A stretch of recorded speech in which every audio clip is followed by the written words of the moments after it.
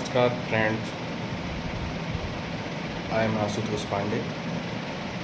आज का जो टॉपिक है वो ये है कि रूमेटाइड आर्थराइटिस होता है क्या ये हमारे स्वास्थ्य के लिए, फेफड़े के लिए हानिकारक है। जब तक इसका इलाज लोग पहुँचते हैं तब तक पता चलता है कि इसका सब कुछ ख़त्म हो चुका है, ट्रीटमेंट लास्ट स्टेज पे पहुँच चुकी है। तो इसके लिए हम करें आज ये अहम टॉपिक हम इसलिए लेकर आए हैं, लैक ऑफ अवेयरनेस। लोगों को पता ही नहीं है कि इसके बाद हमारे हड्डी के जोड़ों में जो तकलीफ़ें हैं वो कब तक हड्डी से कब सांस में तकलीफ़ में बदल जाएंगी, ये लोगों को पता नहीं है। इसका सही कह सकते हैं सही इलाज ये है कि सही समय पे सही डॉक्टर के पास पहुंचकर इसका इलाज कराएं। आप देखेंगे ओवरऑल अगर रूमेटाइटिस आर्थराइटिस के पेशेंट 10 पेशेंट हैं, जिनमें से 6 पेशेंट इंटरस्टिशियल लंग डिजीज़ हो जाता है। तो बड़ी संख्या है। 10 पेशेंट में 6 पेशेंट ILD के पेशेंट हो जा रहे हैं। Interstitial lung disease, interstitial lung disease होता क्या है?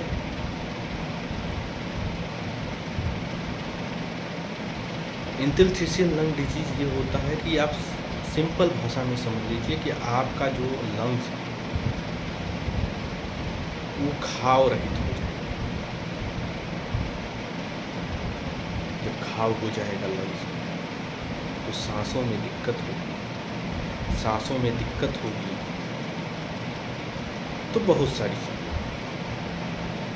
तो दोस्तों, आज इस टॉपिक को उठाने का हमारा मोटिव यही था कि जैसे ही आपके जोड़ों में दर्द हो, बदन में दर्द हो रहा है, जोड़ों में दर्द हो रहा है, तो आप एक अच्छे कंसल्टेंट फिजिशियन या चेस्ट फिजिशियन के पास पहुंचिए जो ट्रीटमेंट अच्छा कर सके।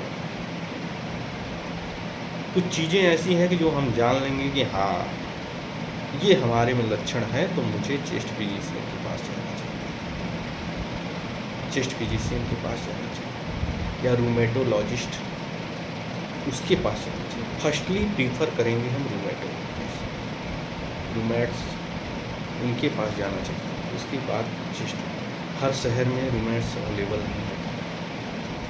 जैसे आपके प्रयागराज में रहने वाला है तो यहाँ पे कोई रूमेटोलॉजिस्ट नहीं है, बनारस में भी शायद में भी नहीं है, लखनऊ में 1-2 है, आपके बड़े शहरों में मिल जाएंगे रूमेटोलॉजिस्ट जगह। तो आप रूमेटोलॉजिस्ट के पास पहुँचिए या आप अच्छे चेस्ट फिजिशियन के पास पहुँचिए जो आपका ट्रीटमेंट कर सकें। तो साफ शब्दों में, सिंपल वर्ड में हम समझेंगे कि यदि आपके जोड़ का दर्द है तो कल वो आपके सांस की तकलीफ हो सकती है। इसके लिए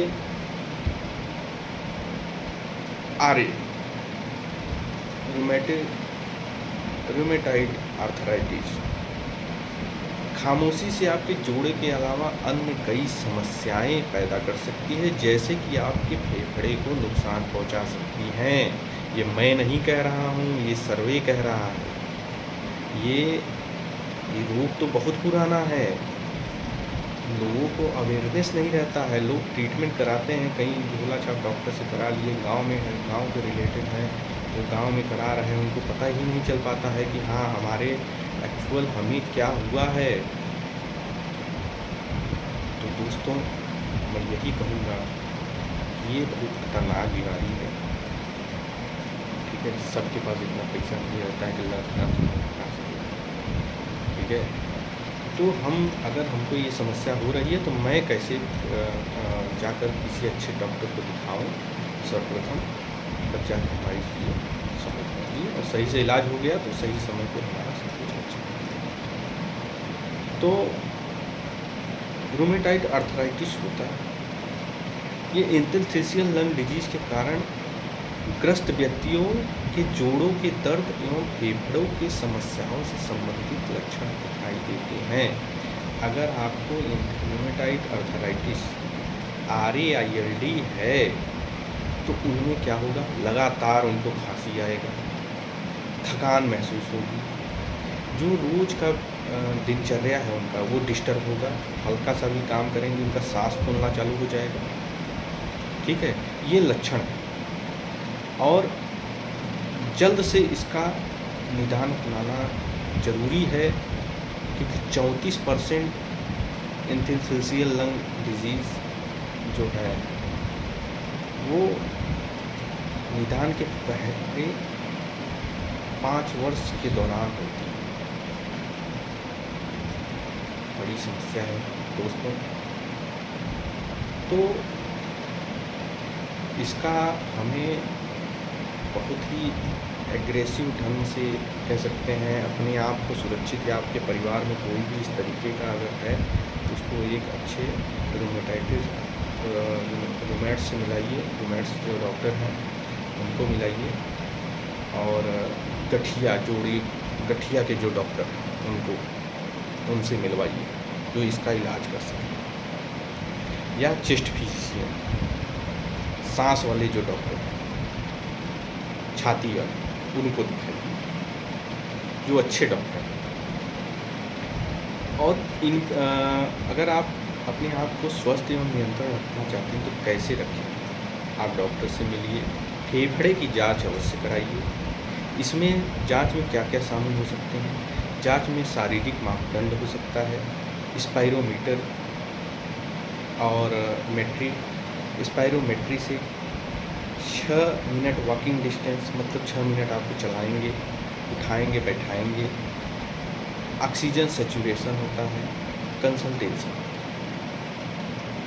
ये मिलकर आपको आपके इलाज, आपको रूमेटाइटिस अर्थराइटिस RAILD है कि नहीं है, ये सब चीज़ों जांचों के वजह से आपको नॉलेज होना चाहिए। डॉक्टर उस हिसाब से आपको ट्रीटमेंट करेगा। अगर आप लोगों को या आपके परिवार में किसी को इस तरीके की चीज़ें हो रही हैं तो ज़रूर से ज़रूर एक अच्छे रूमेटोलॉजिस्ट, और या आप रूमेटोलॉजिस्ट नहीं हैं तो अच्छे चेस्ट फिजिशियन से आप संपर्क करिए और जल्द से जल्द इस चीज़ का निदान करिए। ये बहुत ज़रूरी है दोस्तों, बहुत गंभीर बीमारी है। और इसी के साथ मैं अपने वीडियो को विराम देता हूँ। अगर आप लोगों को अच्छा लगे तो बहुत बहुत धन्यवाद, और नेक्स्ट वीडियो में मैं आपको नेक्स्ट टॉपिक के साथ मिलूँगा। आपका अपना आशुतोष। Thank you.